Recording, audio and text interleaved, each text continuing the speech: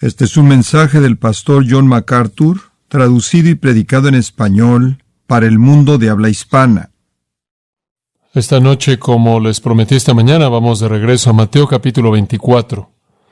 Estoy tan emocionado y expectante por nuestro mensaje en esta noche y contento porque están todos aquí listos para regresar a este gran capítulo. Creo que si predicara así todo el tiempo de esta manera, el domingo por la mañana y la noche del mismo tema, acortaría mis repasos un poco porque no tendría que hacer un puente en un espacio tan grande en el tiempo. Pero estamos viendo Mateo capítulo 24, el gran discurso del Monte de los Olivos, el sermón de nuestro Señor dado para enseñar acerca de su propia segunda venida. Es un capítulo tremendo. Los discípulos le han hecho las preguntas en el versículo 3 que dan lugar a este gran sermón.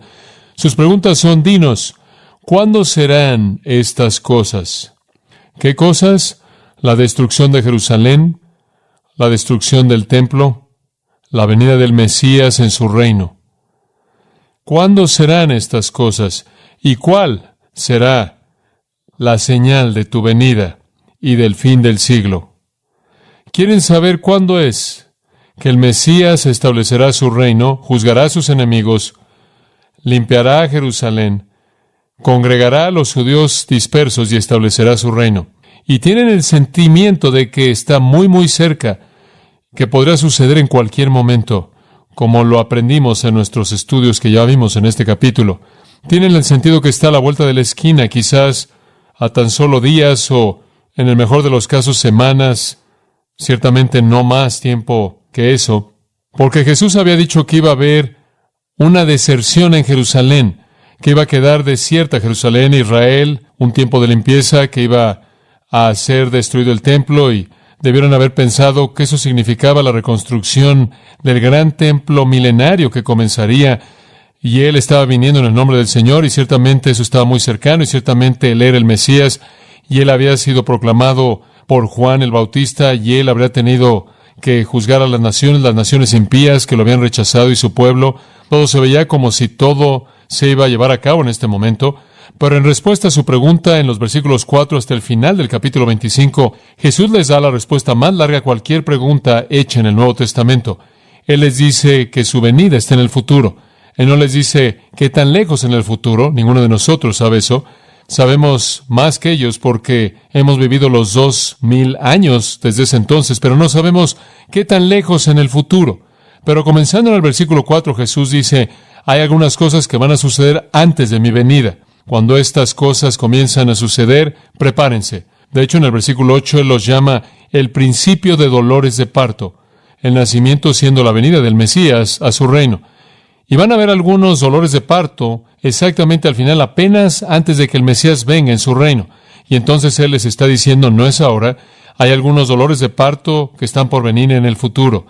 Él no les dice qué tan lejos en el futuro, pero les describe cómo serán estos dolores de parto en el futuro que van a dar a luz a su reino glorioso. Ahora recuerde lo que le dije esta mañana, que eso es todo lo que Él dice, es futuro.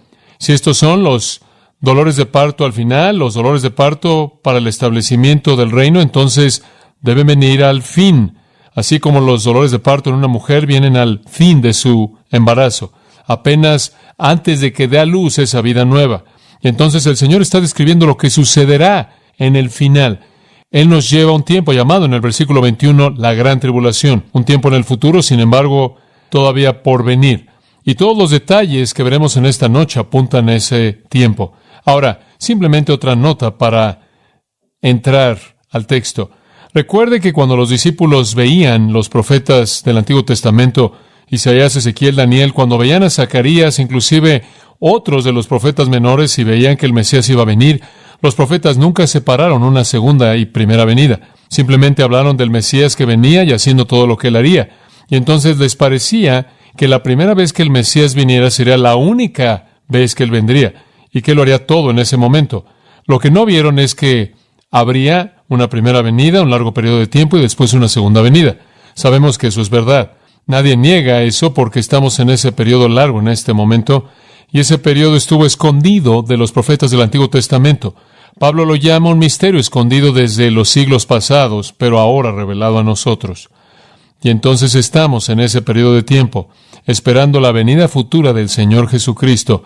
Y antes de que Él venga, dice Él, habrán estos dolores de parto que darán lugar al establecimiento de su reino.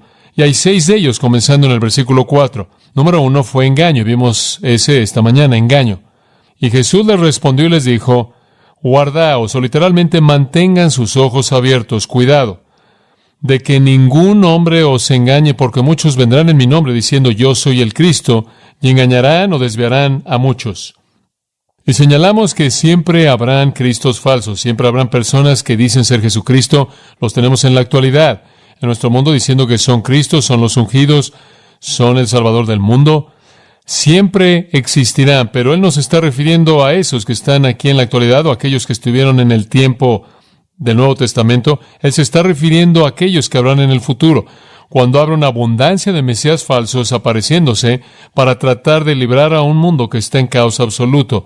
Porque si leemos las otras escrituras de manera apropiada, nos dicen que el tiempo de la tribulación, en el tiempo de los dolores de parto, será un tiempo cuando todos los sistemas comienzan a desintegrarse.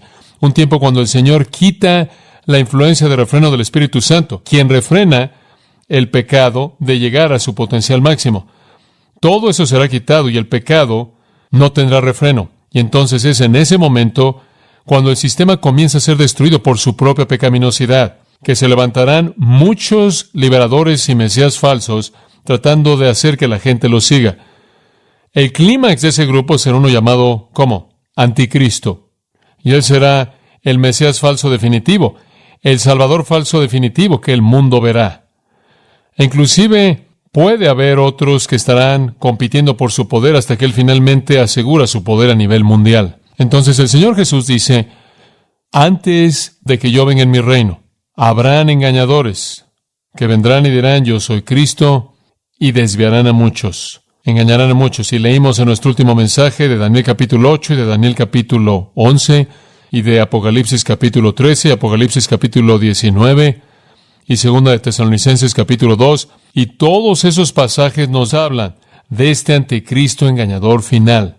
Y también señalamos aquí que el periodo de los dolores de parto, llamado aquí la gran tribulación, ese periodo tiene en su comienzo la venida de estos engañadores. Y eso es coherente con lo que aprendemos en el libro de Apocalipsis. Entonces, la primera marca, el primero de los dolores de parto que comienza a desarrollarse en el tiempo de la tribulación, es un tiempo de gran engaño, enfatizado de manera particular en el engaño del anticristo, quien guía al mundo entero a seguirlo y adorarlo como si él fuera Dios, el liberador definitivo del hombre. Ahora pasemos a la segunda de las señales. ¿Querían señales? Él dice, aquí están las señales que son el comienzo de los dolores de parto, no el fin, sino solo el comienzo. Y les mostramos que como una mujer que tiene un hijo y los dolores de parto tienen cierta distancia o cierto espacio entre ellos conforme comienzan, y se acercan y se acercan y se acercan más hasta que vienen rápidamente apenas antes de que nazca el niño. Así es en el tiempo de la gran tribulación. El comienzo de dolores de parto tienen una cierta distancia entre ellos y después se acercan más y más hasta que casi vienen de manera concurrente en un holocausto de trauma que explota, que ocurre al final cuando el reino viene. Pero conforme comienza a desarrollarse, primero vienen los engañadores, que se están ofreciendo a sí mismos para resolver todos los problemas del mundo. Y nuestro mundo estará listo para eso. Créanme, están listos para esto ya. Esto quizás no esté muy lejos.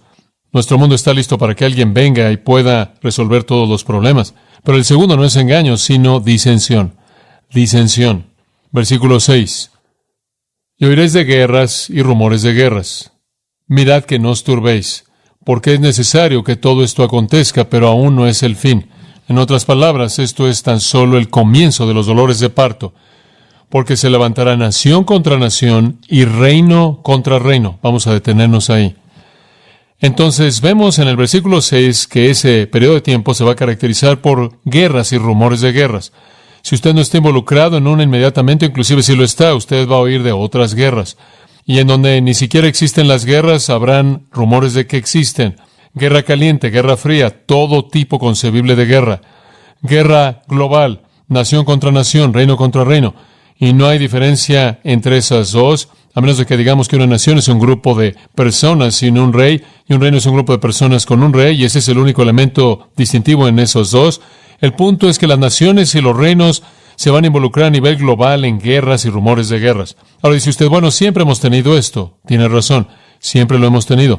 O hemos tenido periodos de tiempo de paz breve en el mundo, y la mayoría de las naciones en sí han tenido tiempos de guerra y tiempos de paz. Y no estamos negando que eso será verdad a lo largo de todo el día del hombre. Habrán momentos de guerra y habrá naciones peleándose contra naciones y reinos peleando contra reinos. Pero aún así, lo que nuestro Señor está diciendo aquí es que en el fin, el comienzo de dolores que van a dar a luz al reino, va a haber una guerra a nivel mundial a una escala desconocida antes de ese tiempo. En proporciones masivas va a haber una intensificación de guerra por toda la tierra. Y las guerras van a ser nacionales, nación contra nación, reino contra reino. Van a haber grandes grupos de personas, culturas contra culturas. De hecho, hay otra nota que usted debería tener a partir del texto griego. En el versículo 6 dice, oiréis, y ese es un futuro, lo que llamamos un futuro durativo, lo cual no significa nada para la mayoría de nosotros, pero la idea es que expresa la idea de oír continuamente. Ustedes continuamente oirán de guerras, continuamente oirán de rumores de guerras y continuamente oirán de naciones y reinos peleando uno contra otro. En otras palabras, es un tipo constante de mensaje resonante, una realidad resonante en ese tiempo en particular en la historia. Ahora podemos verificar esto fácilmente. Si vamos al libro de Daniel, por ejemplo, veamos Daniel capítulo 11. Y Daniel nos lleva al periodo de tiempo futuro. Daniel nos lleva hasta el tiempo cuando el Mesías viene a establecer su reino.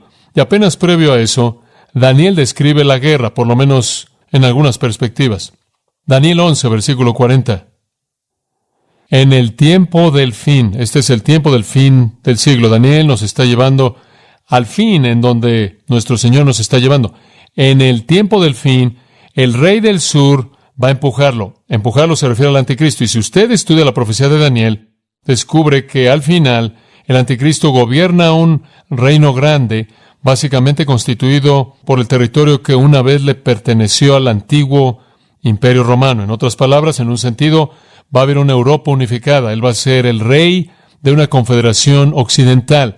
Él va a ser el rey de un Imperio Romano revivido que incluye a Europa. Y Daniel presenta eso de manera abundantemente clara a lo largo de su profecía. Y entonces el anticristo se ha establecido a sí mismo como un gran poder. No solo eso. No solo se ha establecido a sí mismo como un gran poder en Europa, sino que es una amenaza para el mundo entero. Y de manera natural, él tiene sus ojos en el Medio Oriente. Y claro, Israel, siempre amenazado por sus vecinos del Medio Oriente, quiere protección y entonces entra en una liga con él, capítulo 9 de Daniel, versículo 27, entrando en un pacto con el anticristo, buscando protección por parte de este imperio grande occidental del cual él es la cabeza. Y en el tiempo del fin, con el anticristo gobernando esta gran confederación, dominando esa parte del mundo, y claro, la cultura occidental siendo tan avanzada tecnológicamente y demás, teniendo una gran fuerza de poder sobre el resto del mundo, el reino del sur se mueve agresivamente contra el anticristo.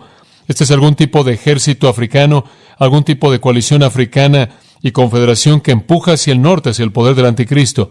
Y después dice el rey del norte, sin duda alguna, Rusia, con todos sus aliados en el Medio Oriente, empujando también, con caballos y jinetes y muchas naves entrando al país, pasarán. Es algo interesante que lo que sucede es que aquí viene el anticristo, aquí viene el rey del sur, aquí viene el rey del norte, y el lugar en donde todos convergen es en la Tierra Santa, y entran a la tierra de Israel. Es llamada en el versículo 41 la Tierra Gloriosa. Y muchos países serán derrocados, pero estos escaparán de su mano, esto es de la mano del anticristo, inclusive Edom y Moab, y el principal de los hijos de Amón. Y él les tirará su mano y también sobre los países, y la tierra de Egipto no escapará, sino que él tendrá poder sobre los tesoros de oro y de plata, y sobre todas las cosas preciadas de Egipto, y los de Libia, y los de Etiopía estarán a sus pasos. Y entonces aquí está él, y él derrota a todas estas grandes potencias. Yo creo que él inclusive derrota a la potencia rusa por el momento, como también el rey del sur. Él gana una victoria grande y gloriosa, y después, versículo 44, dice, inmediatamente escuchará noticias del este, y de nuevo del norte lo turbarán. Y entonces ahora él oye que el este viene contra él, y él va con una gran furia para destruir y aplastar a muchos. Y aquí el anticristo tiene esta victoria tremenda y él establece el tabernáculo de su palacio entre los mares y el monte santo glorioso. Lo que él hace es que él establece su palacio exactamente en medio de Jerusalén, en el monte Sión. Él se establece a sí mismo como Dios. Sin embargo, dice que él llegará a su fin y nadie le ayudará. Pero el punto que quiero que veas es que Daniel ve el fin y habla de una guerra mundial. Él ve una guerra mundial que nos deja perplejos, en donde usted tiene la fuerza entera de potencia occidental en Europa y quizás inclusive de alguna manera los Estados Unidos podrían estar ligados a eso, aunque no hay nada en la Escritura que diga eso. Usted tiene la gran fuerza de la Confederación Rusa. Usted tiene la gran amalgamación de todo lo que está en África, la cual en la actualidad está agitada al punto de hervir. Y después usted tiene al oriente, la China roja y todo eso, y todos convergiendo en Israel para un holocausto de guerra en el tiempo final. Y entonces dice Daniel, esperamos este tipo de batalla. Observe Zacarías, capítulo 14, y el profeta Zacarías ve lo mismo. Conforme Zacarías ve el tiempo del fin, en el versículo 1 él dice, aquí el día de Jehová viene, y tu botín será dividido en medio de ti. Escucha esto, porque congregaré a todas las naciones en contra de Jerusalén para luchar. El mundo entero va a converger en Jerusalén en una batalla final increíble. La ciudad es tomada, las casas son despojadas y las mujeres son despojadas. La mitad de la ciudad va al cautiverio y el resto del pueblo no será quitado de la ciudad. Y después Jehová saldrá y peleará en contra de esas naciones como cuando él peleó en el día de la batalla. Y esa es exactamente la manera en la que Daniel terminó su profecía, que él va a llegar a su fin y él no va a poder encontrar a alguien que le ayude en ese momento. Entonces va a haber una guerra mundial, de nuevo convergiendo en Jerusalén, y Zacarías la señala de la misma manera exacta. Entonces este es un retrato coherente a partir de los profetas, como también a partir de nuestro Señor mismo. Al final del profeta Ageo, versículo 22 del capítulo 2, derrocaré el trono de los reinos, destruiré la fortaleza de los reinos de las naciones, derrocaré a los caballos y a aquellos que los montan, y los caballos y sus jinetes serán derribados, todos por la espada de su hermano. En aquel día, dijo Jehová de los ejércitos, te tomaré a ti, oh Zorobabel, mi siervo, el hijo de Shealtiel, dijo Jehová, y te haré como una señal, porque te he escogido, dice Jehová de los ejércitos. Es como si Zorobabel es visto en su descendiente. En ese tiempo final, cuando Dios envíe su propio ejército para destruir a los ejércitos del mundo, y después establece aquel que sale de los lomos de David, uno de los lomos de Zorobabel, para que sea el rey, ningún otro que el Mesías. Entonces, gran disensión vendrá al fin, y podemos ver esto comenzando a desarrollarse conforme el mundo simplemente está listo para que alguien lo prenda como si fuera pólvora, y todos nosotros vivimos en esta especie de amenaza constante de guerra nuclear y la contención y ansiedad y peleas que se llevan a cabo por todo el mundo simplemente preparando el escenario para este holocausto final. Ahora, para llevarlo inclusive al final del libro de Apocalipsis, como lo describe, observe el capítulo 6 de Apocalipsis.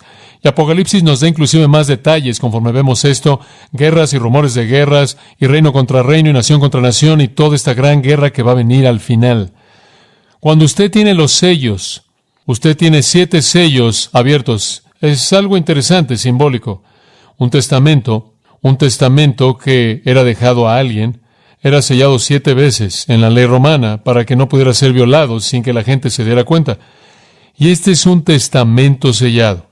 Es el testamento de Dios para Cristo. Y conforme Él abre un sello tras otro, Él retoma al mundo. Cada sello revela qué acontecimientos se llevan a cabo conforme Él vuelve a tomar posesión del mundo para sí mismo. El segundo sello se abre, versículo 4, salió otro caballo que era rojo y poder se le dio a aquel que estaba sentado sobre él para quitar la paz de la tierra.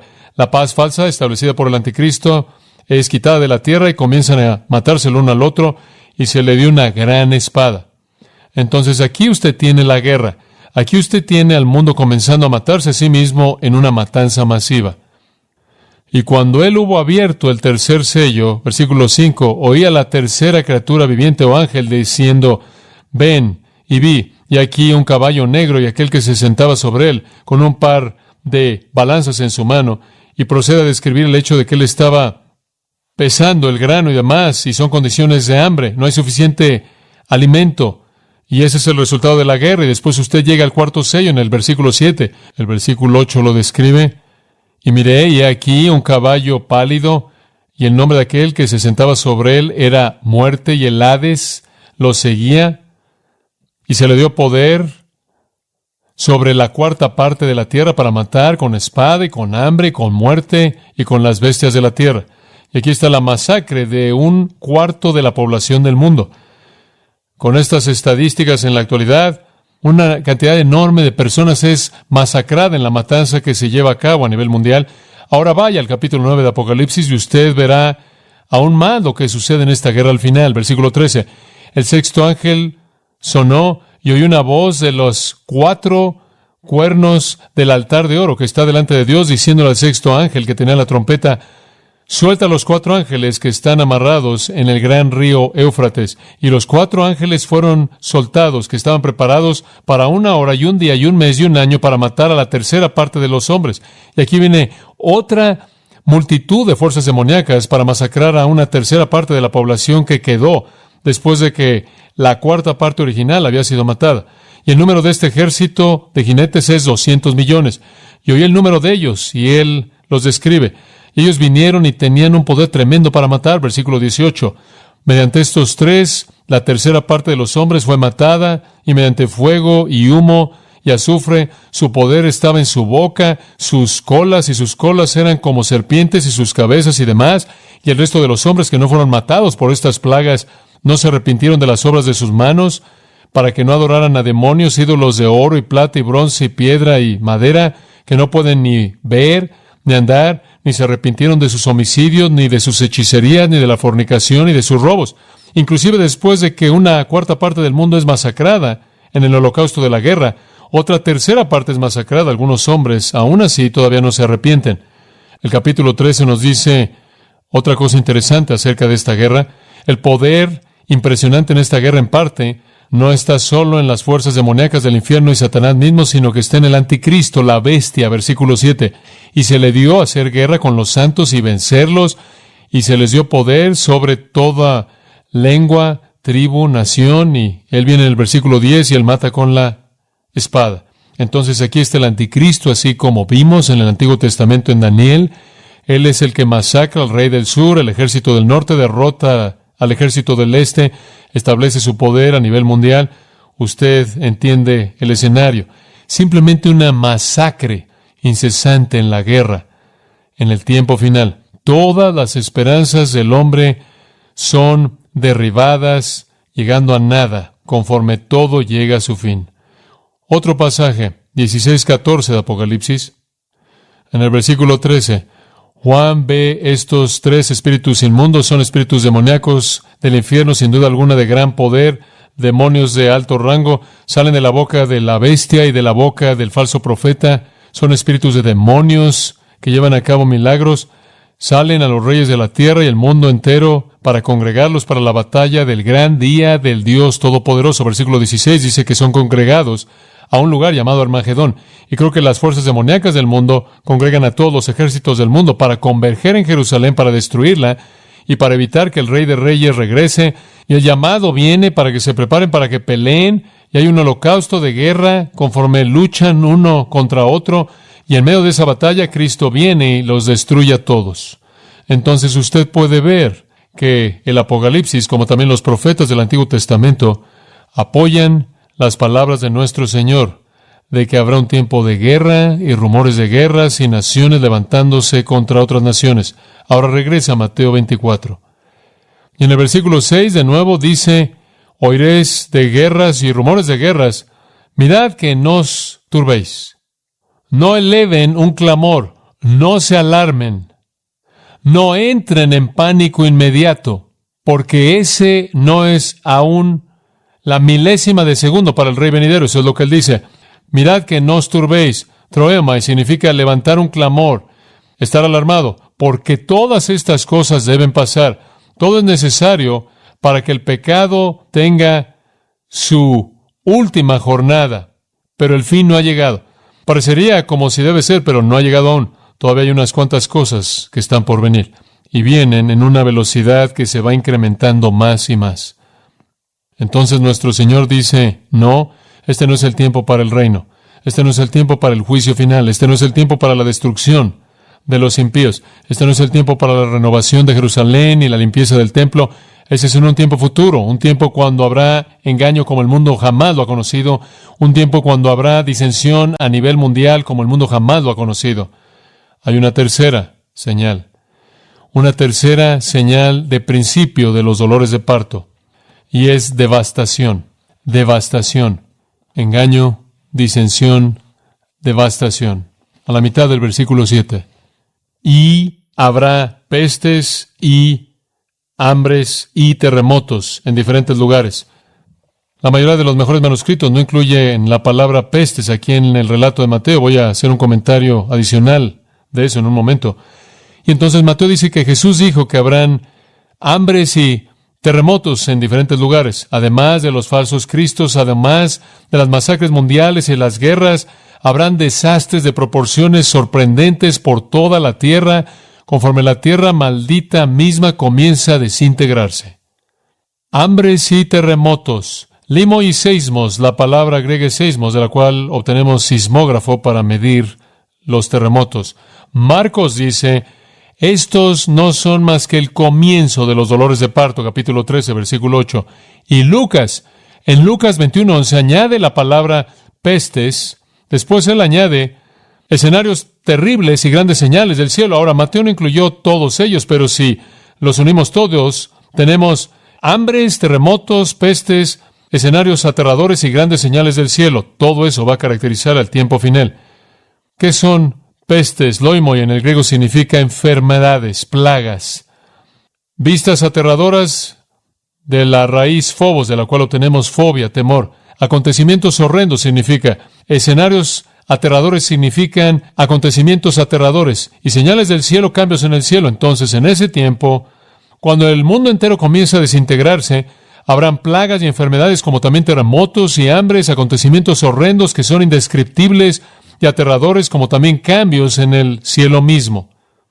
Ahora de nuevo, el mundo ha tenido su parte de hambres, el mundo ha tenido plagas, ha tenido acontecimientos horrendos, holocaustos, inclusive han habido ocasiones cuando han habido señales fuera de lo normal en los cielos, pero nada para siquiera acercarse a esto. Y observe lo que dice al final del versículo 7, en diferentes lugares. En otras palabras, estas cosas no van a suceder aquí y allá de vez en cuando, sino que van a venir en muchos lugares al mismo tiempo. Entonces, aunque hemos tenido desastres, nunca a este grado y a esta escala tan grande en la historia del mundo.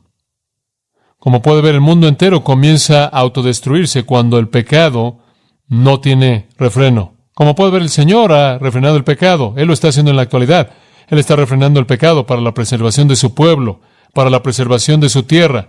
Pero cuando Él quita ese refreno, cuando Él quita el refreno, y yo creo que eso es concurrente con el rapto de la iglesia es quitada para que ni siquiera estemos aquí cuando todas estas cosas sucedan. Salimos al comienzo de la tribulación somos sacados. Entonces viene la tribulación. Cuando la iglesia se va y todos los redimidos son quitados de la faz de la tierra, y como 2 de Tesalonicenses dice, Dios quita el refreno. Entonces todo comienza a desintegrarse. Y la tierra creada no puede soportar, no puede sustentar la maldad de la gente que está en ella, y cuando esa maldad no tiene refreno, y todo en el universo comienza a desintegrarse. El mundo entero comienza a desmoronarse.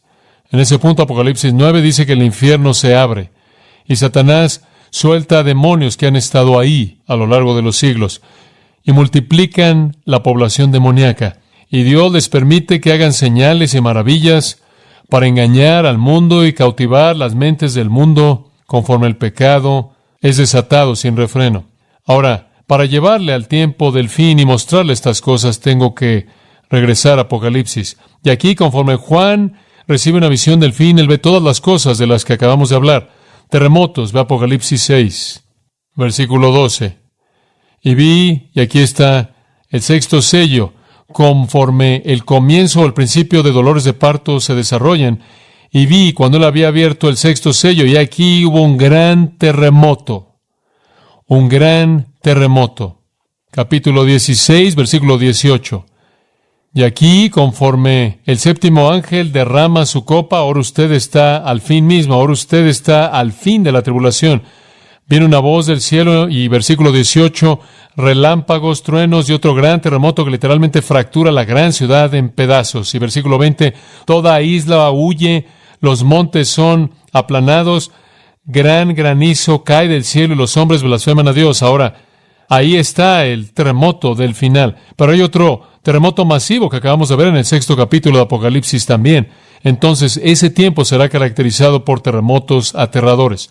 En Apocalipsis, capítulo 11, versículo 13, nos dice, y aquí creo que nos estamos acercando un poco más al comienzo de dolores de parto, versículo 13, en la misma hora hubo un gran terremoto y la 10ª parte de la ciudad cayó, y en el terremoto fueron matados 7,000 hombres, y el remanente fue aterrado y dio gloria al Dios del cielo. Eso sucede en la ciudad de Jerusalén. Entonces Jesús dijo que sería un tiempo de terremotos y de hecho será un tiempo de terremotos. Ahora Jesús también dijo que será un tiempo de hambre. De nuevo ve Apocalipsis 6, versículo 6. Y aquí está el tercer sello que se abre en el tiempo de la tribulación. Y una medida de trigo por 1 denario. Y 3 medidas de cebada por 1 denario. Y ve tú que no lastimes ni el aceite ni el vino. No toques el aceite de la gente rica y el vino de la gente rica. 1 denario es el sueldo de un día, una medida de lo cual es algo muy poco. Usted trabaja todo un día y usted apenas puede sobrevivir con lo mínimo. Condiciones de hambre, condiciones desastrosas. Y esa es la razón por la que el versículo 8 dice, a la mitad del versículo, poder les fue dado sobre la 4ª parte de la tierra para matar con espada y con hambre. El hambre será resultado en parte de esa 4ª parte de la tierra que se estará muriendo de hambre. En el capítulo 8 de Apocalipsis, y aquí usted tiene las trompetas, y ahora usted se está acercando un poco más al tiempo final. Granizo y fuego mezclados con sangre son arrojados sobre la tierra, la 3ª parte de los árboles son quemados, todo el pasto verde es quemado. Ahora eso va a crear hambre, ¿no es cierto? Las cosas que crecen, una 3ª parte de todas ellas destruidas. Versículo 9, después el mar se convierte en sangre, una 3ª parte de las criaturas en el mar se muere, una 3ª parte de las naves destruidas. El movimiento del alimento de un lugar a otro no puede llevarse a cabo. Aquellos que dependen del mar para su alimento no lo van a recibir. Una 3ª parte, versículo 10, de los ríos y las fuentes de aguas. El agua fresca se acabó. No van a poder tener agua fresca para irrigar y demás. Y la gente va a morir debido a las aguas. Y después dice una 3ª parte, versículo 12, del sol fue herido. Y una 3ª parte de la luna, una 3ª parte de las estrellas. En otras palabras, el ciclo entero de día y noche va a cambiar. Las estaciones van a cambiar, los cultivos no van a crecer y va a haber un caos mundial cuando Dios comienza a cambiar todas las cosas. Entonces, hambre y terremotos. ¿Qué hay acerca de pestilencia o plagas? Observe el capítulo 16 y conforme usted se mueve hacia el final, más cerca del fin de los dolores de parto, y usted ve que se derraman las copas, lo cual creo que vienen en una sucesión más bien rápida. Versículo 2 dice, cuando las copas de ira son derramadas, cayó una plaga dolorosa y pestilente sobre los hombres que tenían la marca de la bestia y aquellos que adoraban su imagen. Algún tipo de plaga terrible va a venir que trae una llaga dolorosa sobre la gente, algún tipo de cáncer. Y después el segundo ángel derramó su copa en el mar y se volvió como la sangre de un hombre muerto. Usted recuerda ya atrás en los sellos cuando eso pasó, solo fue una 3ª parte del mar, ahora es todo el mar. Ahora usted está al final y está viniendo rápidamente todo el mar, y después en el versículo 4, todos los ríos y las fuentes de agua se volvieron como sangre. Y después, versículo 8, el sol comienza a quemar a la gente con gran calor. Y después, versículo 10, la tierra está llena de oscuridad, el sol deja de brillar y la gente empieza a morderse la lengua de dolor. Todas estas plagas terribles, inconcebibles. Ahora, como si eso no fuera suficiente, como le dije, Lucas dice acontecimientos horrendos, acontecimientos aterradores se van a llevar a cabo, y usted puede regresar al capítulo 6, como lo hemos estado viendo, no necesita hacer eso ahora, ya lo vimos, y usted ve las cosas horrendas ahí conforme la guerra y la muerte y el hambre y la masacre vienen, conforme el cielo comienza a destruirse, Conforme la tierra comienza a sacudirse, acontecimientos horrendos, aterradores. Usted llega al capítulo 9, como le dije hace un momento, el foso sin fondo es abierto y los demonios comienzan a salir del foso sin fondo, seres demoníacos, y los hombres van a estar tan atormentados. En el versículo 5 dice que sus tormentos van a ser como el tormento de un escorpión y los hombres van a buscar la muerte. Versículo 6, y no la hallarán. El deseo por morir y la muerte va a huir de los hombres. Y el líder de estos demonios es, en el versículo 11, su nombre. En la lengua hebrea es Abadón, pero en la lengua griega su nombre es Apolión. Eso significa destructor, Satanás, aterrador, cuando el infierno saca todas sus fuentes demoníacas que le quedan. Y usted llega al versículo 13 de ese mismo 9º capítulo, y usted tiene este ejército horrendo que masacra que viene. Vaya al capítulo 12 por un momento. Versículo 12. Dice, ¡ay de los habitantes de la tierra y del mar! Porque el diablo ha venido sobre vosotros. No solo el foso va a sacar a todos sus demonios, sino que Satanás va a ser expulsado del cielo y va a aterrizar sobre la tierra y va a traer toda la maldad que su mente puede concebir. Otro escenario aterrador está en el capítulo 14, versículo 20. Un acontecimiento horrendo, inconcebible, conforme el derramamiento de sangre es tan grande que la sangre sale del lagar hasta los frenos de los caballos a una distancia equivalente a más de 200 kilómetros. Por más de 200 kilómetros. Los frenos de los caballos van a estar arrastrándose en sangre. Más de 200 kilómetros, desde la parte extrema del norte hasta la parte extrema del sur en Israel, será un baño de sangre. Un acontecimiento increíble e inconcebible. Y después usted llega al capítulo 16, versículo 3, en donde, como acabamos de ver, el mar se convierte en sangre y el agua fresca se convierte en sangre. El sol quema a la gente, la oscuridad viene. Se muerden las lenguas de dolor, ni siquiera puede imaginarse el dolor de estar en oscuridad absoluta y lastimándose a sí mismo y chocando contra cosas y estando en temor. Y después en el versículo 13 del 16, aquí vienen 3 espíritus malos más del infierno que llevan a cabo maravillas y congregan al mundo para el Armagedón. Son simplemente cosas inconcebibles, sorprendentes. Después en el versículo 18, los truenos, los rayos, los terremotos y todo eso, la tierra entera comienza a deshacerse. Vaya al capítulo 18, comenzando en el versículo 8. Y usted ve el sistema del hombre aquí siendo descrito. Y se desintegra ahí, versículo 8. Por lo tanto, sus plagas vendrán en un día, muerte, lloro y hambre. Ella será quemada de manera total con fuego, porque fuerte es el Señor Dios quien la juzga. Y ella aquí es el sistema económico mundial llamado Babilonia. Y el resto de ese capítulo describe la devastación de ese sistema. Y la otra cosa que Lucas dijo, finalmente, habrán terremotos, hambres, plagas, acontecimientos horrendos y finalmente señales del cielo. Y ya hemos visto algunos de ellos. Los cielos enteros comienzan a destruirse. De regreso al capítulo 6, versículo 12, un terremoto, el sol se vuelve negro como el silicio, y eso, claro, fue profetizado por Joel, en Joel capítulo 2, repetido por Pedro en su sermón en Hechos 2. El terremoto seguido por el sol volviéndose negro, la luna se vuelve como sangre, las estrellas del cielo caen a la tierra. Puede imaginarse eso como una higuera que deja caer sus higos fuera de tiempo cuando es sacudida por un viento fuerte. Usted tiene a pequeños higos que simplemente caen de una higuera y un gran viento del este viene, sacude el árbol y hace que caigan todos sus higos y todos caen al suelo. Así será cuando Dios sacude el cielo y todas las estrellas caigan. El cielo mismo se va a enrollar como un rollo. Usted toma un rollo, usted lo suelta y simplemente se enrolla. El cielo entero se enrolla como un rollo y toda montaña e isla son movidas de su lugar. Sorprendente. Capítulo 8, y estamos de regreso al versículo 12 de nuevo. Una tercera parte del sol es herida, una tercera parte de la luna y una tercera parte de las estrellas. Una tercera parte de ellas se oscureció y el día no brilló por una tercera parte del mismo, y así la noche. El calendario entero está en caos, todas las semanas, todas las temporadas, todas las estaciones, las mareas están fuera de sincronización, todo. Conforme este juicio es derramado, señales del cielo, y después, claro, cuando las copas finales son derramadas, como vimos, y toda isla huye y los montes no se encuentran, y granizo viene del cielo pesando unos 50 kilos cada uno, una plaga que es inconcebible. El Señor dice, todos estos son simplemente el principio del fin, solo el principio. Y le he dado un panorama de las cosas del principio y también lo he llevado también a las copas, que son la culminación final. Pero hay un comienzo de estas cosas: terremotos, plagas, señales desde el cielo, acontecimientos horrendos, hambre, y escalan hasta llegar a una proporción inconcebible hacia el fin. Ahora, estos son los dolores de parto. Observe lo que dice ahí en el versículo 8.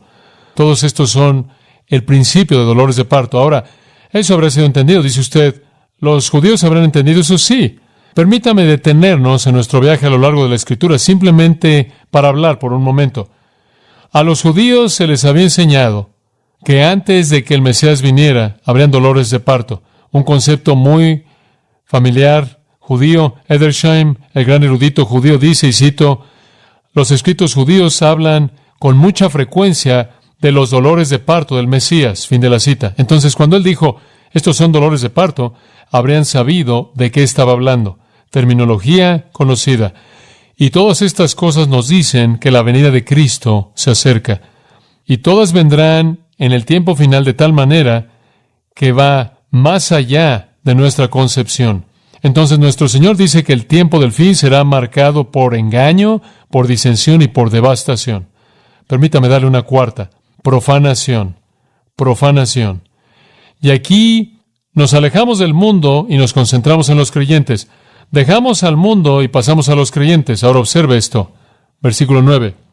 Entonces os entregarán a tribulación y os matarán, y seréis aborrecidos de todas las gentes por causa de mi nombre. Habrá una profanación. ¿Qué quiero decir con eso? Profanar significa tratar una cosa santa de una manera impía, inmunda, y eso es exactamente lo que dice aquí. El pueblo santo de Dios va a ser tratado de una manera impía. Va a haber una persecución abierta y general de los redimidos que excede a todas las demás persecuciones. No hay otra persecución que siquiera se compare con esta. Entonces él dice, aquellos de ustedes que son creyentes en ese día serán entregados. Esa es una palabra técnica usada con frecuencia para arresto. Con frecuencia usada para arresto. De hecho, Mateo, creo yo, usa la palabra de esa manera en varias ocasiones. De hecho, en Mateo 4:12, cuando Jesús había oído que Juan fue echado a la cárcel, ahí usa paradídome. Es una palabra que significa ser arrestado. Entonces él dice, en ese tiempo, los creyentes verdaderos van a ser arrestados. Y van a ser afligidos. Y van a ser asesinados. Y van a ser aborrecidos por todas las naciones por causa de mi nombre. En otras palabras, porque se identifican con el Señor Jesucristo, van a recibir el odio y la enemistad del mundo. En Marcos 13:9, el pasaje comparativo dice, guardaos, porque os entregarán a concilios y en las sinagogas seréis golpeados. Los judíos estarán metidos en esto. Los judíos inicialmente, al principio del fin, estarán metidos en la persecución del pueblo creyente. Dice usted, bueno, ¿de dónde vienen los creyentes si la iglesia ha sido arrebatada? Cuando la iglesia haya sido arrebatada, Dios va a soltar en el mundo 2 testigos enlistados en Apocalipsis 11 y van a ir por todos lados proclamando la verdad. Son asesinados por el mundo, pero se levantan de los muertos, y ese será un milagro muy convincente porque dice que todo ojo en el mundo los va a ver. Probablemente va a suceder en televisión nacional, televisión internacional, televisión por satélite, y se van a levantar de los muertos y van a tener un impacto al ganar algunas personas para Cristo. Y van a haber personas que van a venir al Salvador durante ese periodo de tiempo. Y van a ser objetos de persecución no solo por parte del mundo, sino por parte de los judíos también, porque los van a entregar no solo para ser matados, sino en las sinagogas para ser golpeados. Y por cierto, la tierra de Israel en la actualidad está literalmente llena de sinagogas, están por todos lados. Entonces esa no es una posibilidad remota en absoluto, en absoluto. Y los rebeldes en ese tiempo que se rehúsen a creer en el Mesías, y habrán rebeldes, por cierto, entre los israelitas, según Ezequiel 20:38, habrán rebeldes que deben ser purgados, habrán gentiles que vienen a Cristo, habrán judíos que vienen a Cristo, habrán judíos rebeldes y gentiles rebeldes, claro, que perseguirán a los creyentes verdaderos. Será un tiempo de persecución y martirios severos. Pienso en eso conforme recuerdo estar de pie en el balcón en el hotel en Tiberio y viendo hacia abajo una sinagoga que tenía su reunión en el Shabbat. Y algún día en esa sinagoga en donde todos esos judíos se están reuniendo en la actualidad, si están vivos en este tiempo en particular en la historia, habrá una fractura que estará aterrorizando en esa sinagoga. Algunos de ellos habrán creído en el Mesías o creerán en el Mesías, algunos no, y los que no crean van a estar golpeando a los otros en ese mismo lugar, inclusive quitándole la vida a los demás. Entonces habrá un tiempo de persecución y martirios severos para los creyentes verdaderos. Profanación, tratando objetos santos de manera vergonzosa. Os matarán, observa el versículo 9, os matarán. Esa es la palabra para homicidio. Serán aborrecidos no solo por los judíos, sino serán aborrecidos por el mundo entero y todas las naciones. Por lo tanto, no habrá refugio, no habrá lugar donde esconderse, no habrá lugar a donde escapar. ¿Y por qué los van a aborrecer? Debido a mi nombre, ese es el punto. Odian a Cristo, el mundo odia a Cristo. Siempre lo he odiado y lo odiará en ese entonces, especialmente cuando están bajo el control de ¿quién? Del anticristo, quien se levanta contra Cristo. Siempre los creyentes han sido odiados, siempre los creyentes han sido matados, pero entonces será más allá de cualquier cosa jamás experimentada, profanación mundial de los santos. Serán martirizados y masacrados de un fin de globo al otro en ese periodo de tiempo. De hecho, la Biblia nos da tanto detalle de esto. Observe Apocalipsis capítulo 6. Y aquí vemos de nuevo el futuro del principio de los dolores de parto, versículo 9. Él abre el quinto sello y vi bajo el altar. Ese es el lugar de expiación. Estas son almas redimidas, vistas aquí bajo el altar, el símbolo de expiación. Él ve ahí las almas de aquellos que fueron matados por la palabra de Dios y por el testimonio que tuvieron. Ahí habrían sido masacrados en la tribulación, y Juan en su visión los ve ahí y están clamando a gran voz: ¿hasta cuándo, Señor, santo y verdadero, no juzgas y venga nuestra sangre en aquellos que moran sobre la tierra? Y se les dieron ropas blancas a cada uno de ellos, y se les dijo que deben descansar por un tiempo hasta que sus consiervos y sus hermanos sean matados como ellos, hasta que fuera cumplido. En otras palabras, Juan ve a algunos de los mártires clamando ¿hasta cuándo? Y el Señor, en un sentido, dice no hasta que el resto de aquellos que deben ser matados sean matados. En el capítulo 7, versículo 9, Juan tiene una visión y ve una gran multitud que ningún hombre podía contar, de naciones y tribus y pueblos y lenguas, y están ahí ante el trono y ante el Cordero, y están vestidos con ropas blancas y palmas en sus manos, y están clamando y diciendo: la salvación pertenece a nuestro Dios, que está sentado en el trono y del Cordero. Y él ve a estas personas. ¿Y quiénes son? Versículo 14, él dice: estos son los que salieron de la gran tribulación y han lavado sus ropas y las han emblanquecido en la sangre del Cordero. ¿Cómo salieron de la tribulación? Sin duda alguna fueron martirizados, fueron matados por causa del Salvador, por causa de su compromiso con Él. Usted tiene el capítulo 11 en donde matan a los dos testigos. Usted tiene el capítulo 2 en donde dice que el dragón, Satanás, hace guerra con el remanente del mar. Esto es gente creyente, probablemente refiriéndose a creyentes judíos. Y después en el capítulo 13 lo vuelve a tener, versículo 7. Y le fue dado poder para matar, y él hace guerra con los santos y vence a los santos, el anticristo y también el falso profeta. Y usted lo tiene en el capítulo 17, la gran ramera, la gran prostituta. El sistema religioso falso de la tribulación está embriagada de la sangre de los santos y la sangre de los mártires de Jesús. Y en el 16:6 dice que han derramado la sangre de santos y profetas. Han derramado la sangre de santos y profetas. Ahora regrese a Mateo 24 y escuche con atención. Habrá profanación de los redimidos. Pero escuche esto. Debido a eso, y quiero que simplemente escuche con mucho cuidado por unos 5 minutos o más, y usted va a ver algo que creo que es muy, muy trágico. La quinta señal es deserción. Usted tiene engaño, disensión y devastación, y eso es mundial, y eso le pasa al mundo entero incrédulo. Y después pasa a hablar de personas creyentes o las personas que se identifican con Dios y Cristo, y él dice, en primer lugar va a haber profanación. Van a tratar a estas personas con gran persecución. Como resultado de eso, vendrá la quinta señal, deserción. Observe el versículo 10. Muchos tropezarán entonces y se entregarán unos a otros, y unos a otros se aborrecerán. Esto es tan trágico. La presión es tan grande, conforme el mundo comienza a masacrar a los creyentes, que algunas personas que se han identificado superficialmente con Jesucristo, como la semilla que cayó entre espinos, realmente no tiene raíz alguna, sino que germina y se ve bien al comienzo. Algunas personas que inicialmente se identifican con Jesucristo, cuando ven el precio que debe ser pagado, son escandalizados, son ofendidos y no están dispuestos a pagar ese precio. entonces comienzan a volverse en su ofensa y no solo rechazan a Cristo, sino que traicionan a los creyentes verdaderos y los entregan a los perseguidores. ¿Ve eso? Comienzan a traicionar a los creyentes verdaderos, los comienzan a entregar, dándoles sus nombres y direcciones, diciéndoles dónde pueden ser encontrados para ser matados. La gente dice, ¿son creyentes reales? Claro que no. Si fueran creyentes reales, continuarían en la verdad, ¿no es cierto? Si fueran creyentes reales, entregarían su vida si fuera necesario. Si fueran creyentes reales, seguirían en obediencia. Juan lo dice en 1 Juan 2, salieron de nosotros porque no eran de nosotros, porque si hubieran sido de nosotros, habrían permanecido con nosotros, pero salieron de nosotros para que se manifestase que nunca fueron de nosotros. 1 Juan 2, 19. Jesús lo dijo en Juan 8:31, si perseveráis en mi palabra, entonces sois mi discípulo real. Y nuestro Señor mismo estableció el principio de discipulado en Mateo capítulo 10. Escucha lo que dijo. Ustedes lo conocen muy claro. El discípulo no es más que su maestro, ni el siervo más que su señor. Versículo 24.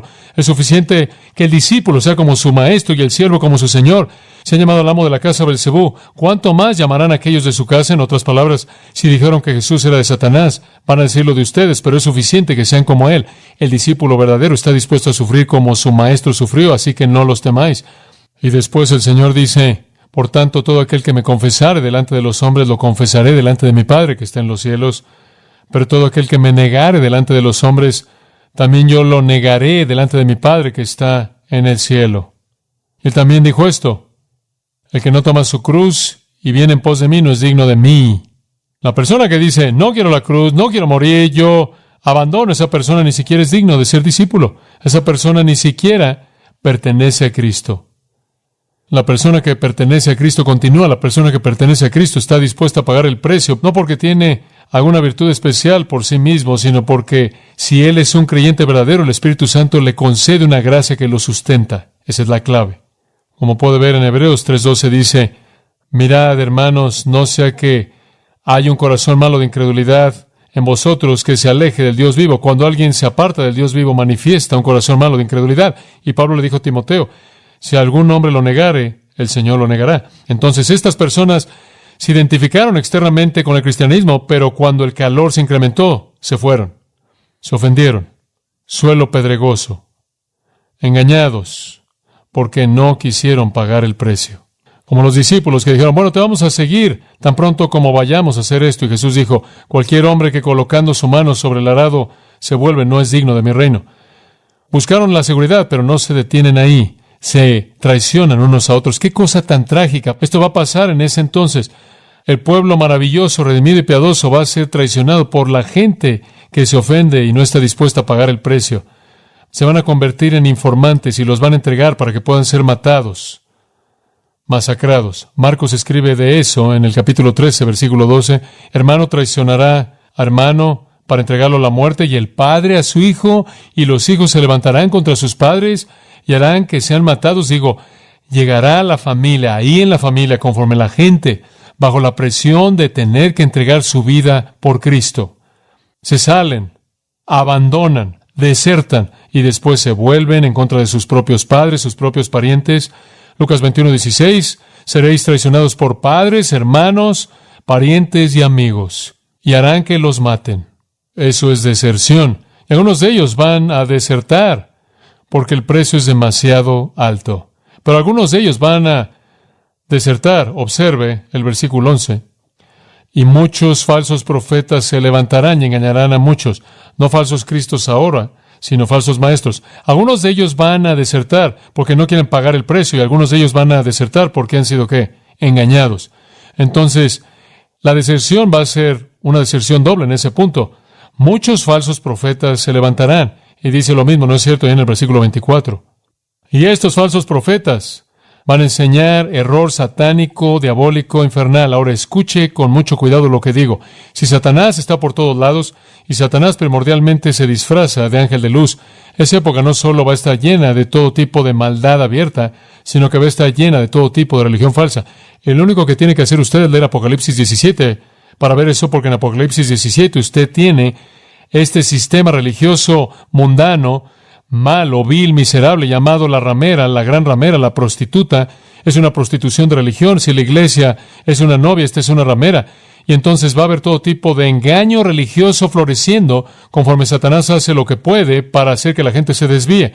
Entonces esas personas que externamente se identifican con Cristo, quizás parecen estar interesados, van a ser arrancadas conforme las sectas y todo tipo de grupos falsos y mentirosos tienen un gran efecto en el mundo.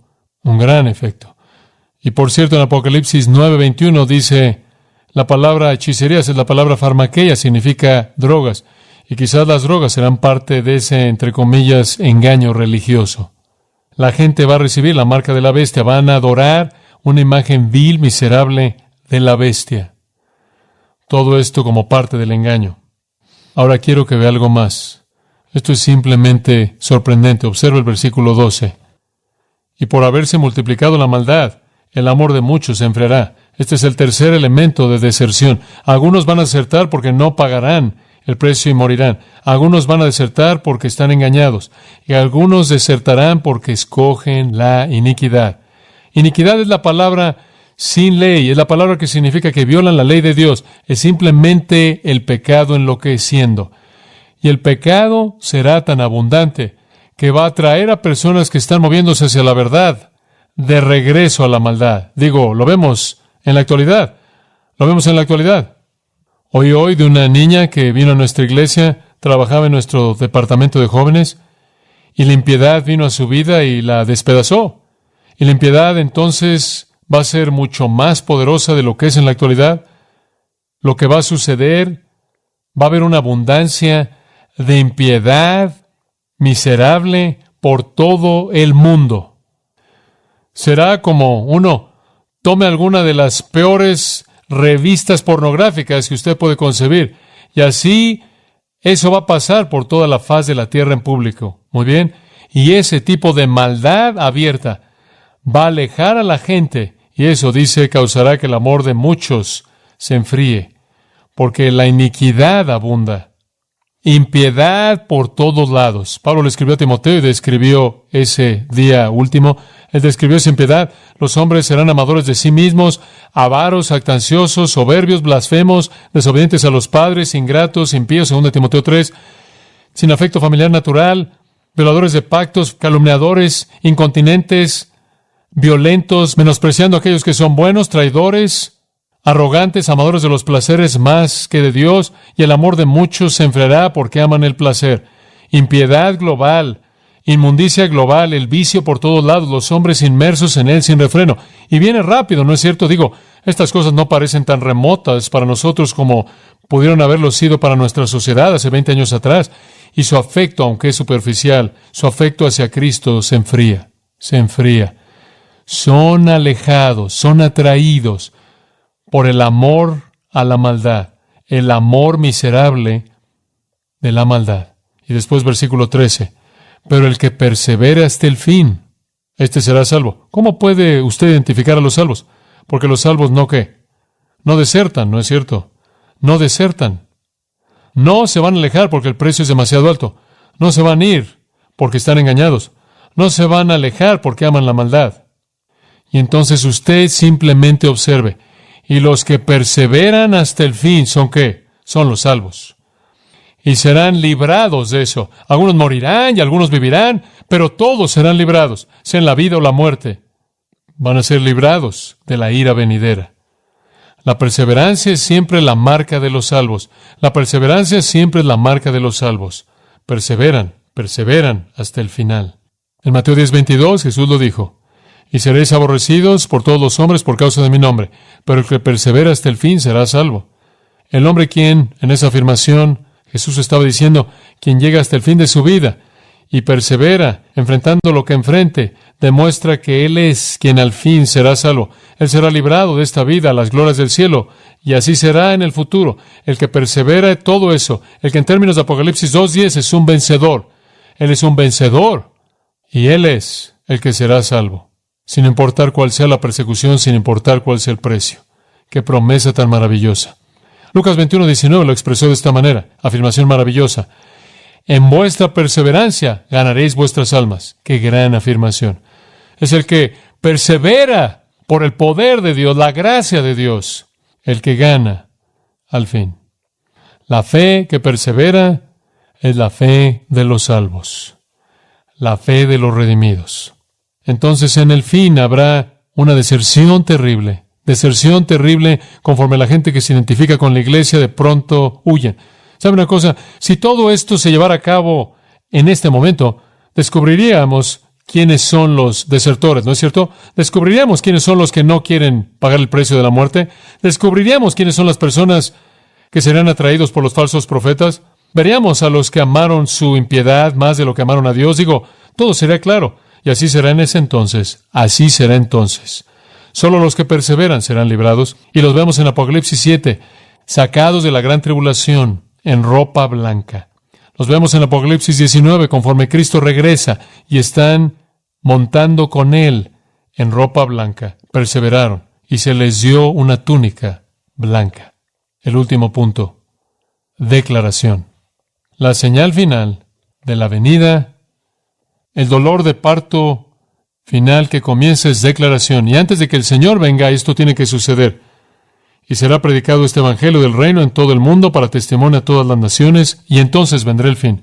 Antes de que el fin venga, antes del establecimiento del reino, esto tiene que suceder. Proclamación mundial del evangelio. A pesar de la persecución, a pesar de los desertores, a pesar de los falsos profetas, a pesar de los cristos falsos, a pesar de que el infierno desata sus demonios por toda la tierra, a pesar de todo este desastre terrible, horrendo, inconcebible, a pesar de gente con amor que disminuye, a pesar de que el anticristo esté gobernando y reinando, a pesar de que Satanás esté tratando de pelear contra Cristo, a pesar de las guerras y hambres y terremotos y el resto de señales en el cielo, a pesar de todo eso, el evangelio del reino será predicado en todo el mundo como un testimonio a todas las naciones, y entonces va a venir el reino.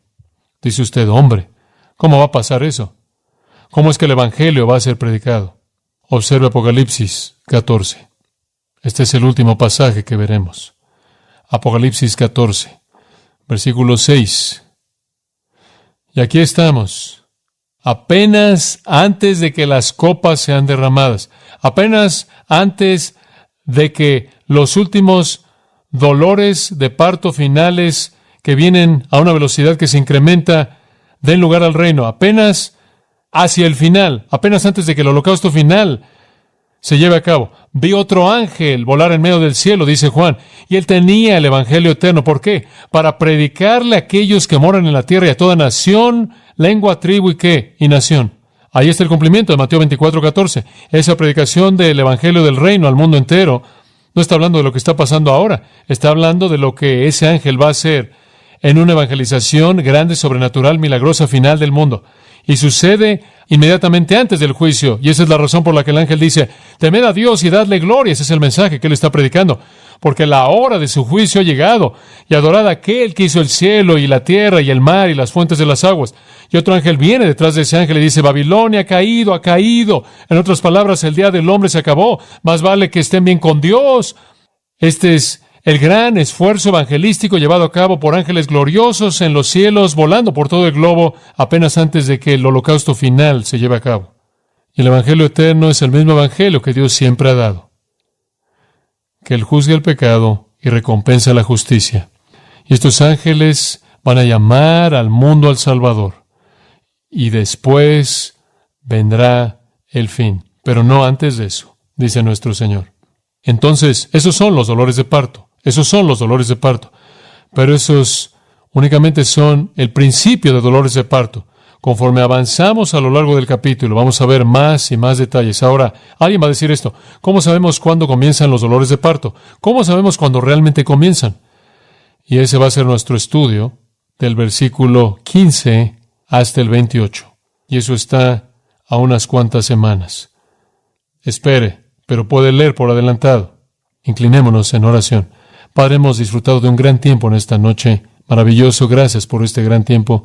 Gracias por el amor de estas personas hacia ti y tu palabra, y por permitirnos disfrutar de un poco más de tiempo esta noche para que pudiéramos cubrir esta gran verdad. Gracias, Padre, por nuestra comunión en torno a tu palabra. Y conforme vemos que esto se va a cumplir, oímos a Pedro decir, viendo que conocéis todas estas cosas, ¿qué tipo de personas debéis ser en toda santidad, siendo irreprensibles? Oh Señor, cómo nuestras vidas deben ser puras cuando vemos el Dios que tú eres, cómo debemos llamar a los hombres al Salvador antes de que este día venga, o antes de que seamos quitados de esta tierra y no tengamos más oportunidad. Te damos gracias, Señor, que podamos esperar el día cuando Jesús venga a establecer su reino. Es un día glorioso, sin embargo, nos deja con tanto que hacer para salir a las carreteras y llamar a la gente a venir al Rey, a estar listos para su reino. Gracias por este día maravilloso que nos has dado, que siempre vivamos a la luz de tu regreso pronto, porque si estas cosas parecen estar tan cerca y vamos a ser arrebatados antes de que comiencen, debe ser rápido. Y decimos con Juan, sí, ven Señor Jesús, ven Señor Jesús, ayúdanos a vivir con la eternidad en mente y no el tiempo, a vivir con el cielo en mente y no la tierra, a vivir con la eternidad en mente y no las cosas temporales, y hacernos tesoros en donde la polilla y el orín no corrompen y donde ladrones no minan ni hurtan, y a poner nuestra mira en las cosas de arriba y no en las cosas de la tierra.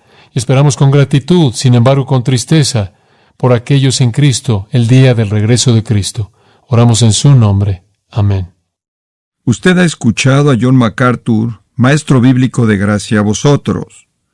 Para más información y acceso gratuito a todos los mensajes de John, así como una lista de libros incluyendo la Biblia de estudio, visite la página web en gracia.org.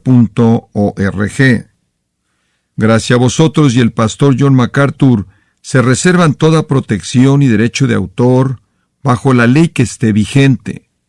La información de derecho de autor está disponible en gracia.org, que incluye instrucciones para limitar la duplicación de este archivo digital. Gracia a vosotros es una organización sin fines de lucro, dedicada a desarrollar recursos desde las enseñanzas del pastor John MacArthur, las cuales ofrecen la verdad de las Escrituras. Por otra parte, su apoyo en oración y sus donaciones al ministerio nos ayudan a lograr este propósito para equipar a miles de personas de habla hispana. Si desea hacer una donación o ofrenda, puede hacerlo utilizando su tarjeta Visa, Mastercard, Discovery o American Express, ingresando a gracia.org, y si vive en Estados Unidos o Puerto Rico, también puede llamarnos al 1-866-5-GRACIA. Esto es